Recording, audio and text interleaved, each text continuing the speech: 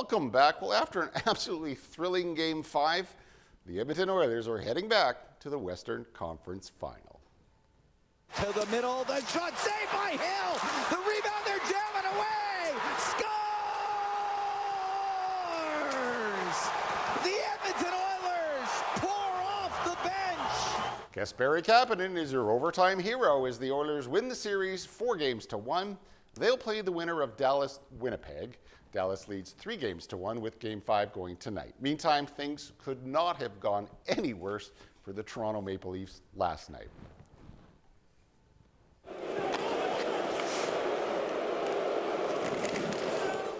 As you can hear, the Boo Birds were out in full force as Toronto lost 6-1 to the Florida Panthers.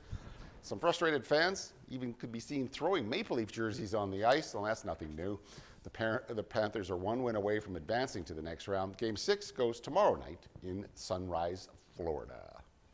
Well, finally, with his guide dog by his side, a Vancouver man is proving that blindness is no barrier to big dreams. Adam explains in tonight's Sawatsky sign-off. Although this pup has a capacity for love that's boundless, dog is man's best friend no matter what. And his work as a guide dog is flawless, He's so enthusiastic about his job. Kyle Kuhn says what Hugh can do is not limitless. I wouldn't ask him to guide me, for a triathlon. His swimming and biking is a little suspect.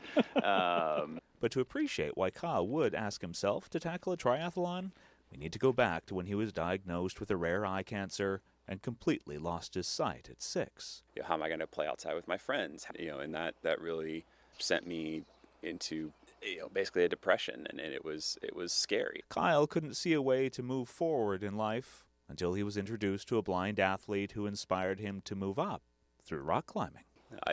I fell in love with it very fast. And fueled by the sport's puzzle solving. It was putting together this puzzle. How do we get from the ground to the top? And although he grew up to summit multiple mountains, including Kilimanjaro, Kyle says he always responded to overcoming the mental and physical challenges of solving that puzzle the same way. It's like, oh, that was so amazing. It's so awesome.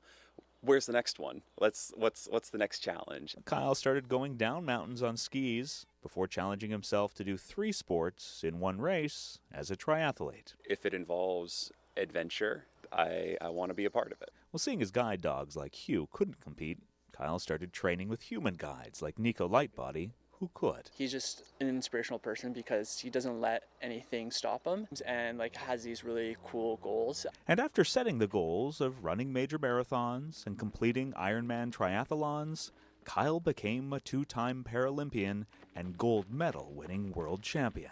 Just because I don't see the world in one sense doesn't mean I don't have a vision of what's possible. And what's possible for all of us, Kyle says, is to make the choice to push your limits and realize your dreams.